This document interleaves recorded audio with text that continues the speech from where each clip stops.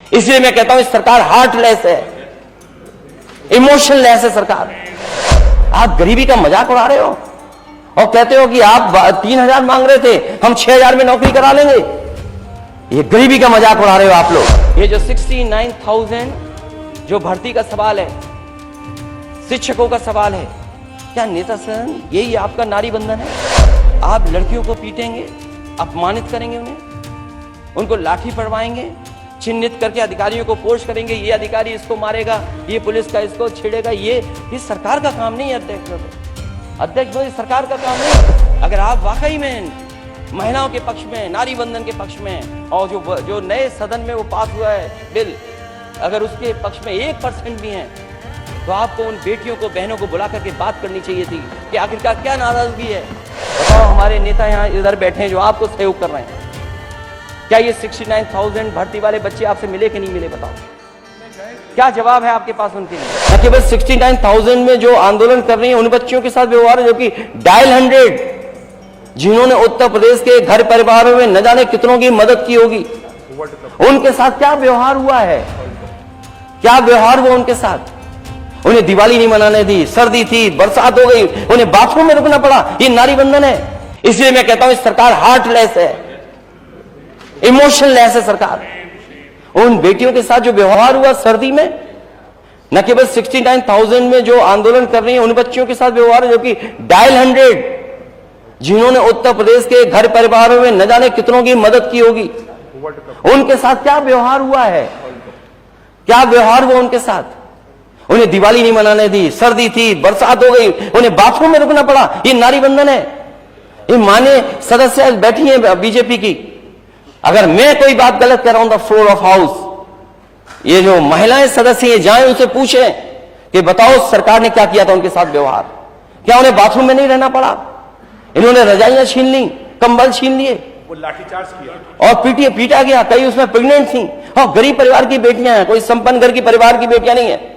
और जिस कंपनी को आप दे रहे हो टेंडर, आप गरीबी का मजाक उड़ा रहे हो और कहते हो कि आप 3,000 मांग रहे थे, हम 6,000 में नौकरी करा लेंगे। ये गरीबी का मजाक उड़ा रहे हो आप लोग। जो लोग नौकरी के लिए केवल 3,000 रुपए मांग रहे हो, महीने का बढ़ जाए उनका, ये $1 ट्रिलियन इकोनॉमी सपना है आपका कि आप डायल 100 की बेटियों के साथ ये व्यवहार करेंगे? और फिर क्रिकेट की बात मत करो, नहीं वाली बात आ जाएगी। धन्यवाद, थैंक यू। इसलिए अध्यक्ष महोदय, मैं धन्यवाद देता हूं, आपने समय दिया।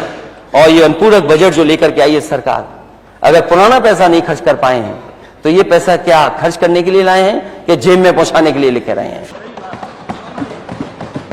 उसी रास्ते पर। इसलिए आज हम नई राजनीति के नए उसी पुराने सिद्धांत को अपना करके चल रहे हैं। और यहां जितने लोग बैठे हैं, आज कुछ भी कहें सामने, कुछ भी सामने कहें, लेकिन अंदर ही अंदर अपनी बिरादरी के लोगों से कहते हैं हम तो जाजी अण्णा के पक्ष में हैं। आप पूछ लीजिए इनसे। ये जो 69,000 जो भर्ती का सवाल है, शिक्षकों का सवाल है, क्या नेता सदन यही आपका नारी बंधन है? आप लड़कियों को पीटेंगे, अपमानित करेंगे, उनको लाठी पड़वाएंगे, चिन्हित करके अधिकारियों को पोस्ट करेंगे, ये अधिकारी इसको मारेगा, ये पुलिस का इसको छेड़ेगा। ये सरकार का काम नहीं है अध्यक्ष मोदी, सरकार का काम नहीं है। अगर आप वाकई में महिलाओं के पक्ष में, नारी बंधन के पक्ष में, और जो नए सदन में वो पास हुआ है बिल, अगर उसके पक्ष में 1% भी हैं, तो आपको उन बेटियों को, बहनों को बुला करके बात करनी चाहिए थी कि आखिरकार क्या नाराजगी है। और अध्यक्ष महोदय, अगर नेता सदन को नहीं पता है कि एफिडेविट क्या लग रहा है सरकार की तरफ से, मैं ये भी सुन रहा था, सरकार कहती है ये जुडिशियल मामला है, प्रिजुडिस है। अगर ये मामला है तो ये बताए सरकार ने एफिडेविट क्या दिया है कोर्ट में? क्या एफिडेविट दिया है सरकार ने कोर्ट में? इसमें 3 इश्यू चल रहे हैं।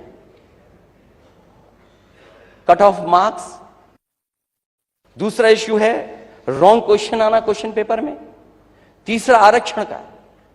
बताओ, हमारे नेता यहां इधर बैठे हैं जो आपको सहयोग कर रहे हैं, क्या ये 69,000 भर्ती वाले बच्चे आपसे मिले कि नहीं मिले? बताओ, क्या जवाब है आपके पास उनके लिए?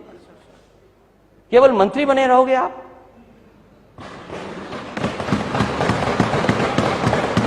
क्या मंत्री बने रहोगे इसीलिए आप उनके लिए साथ ये करोगे व्यवहार?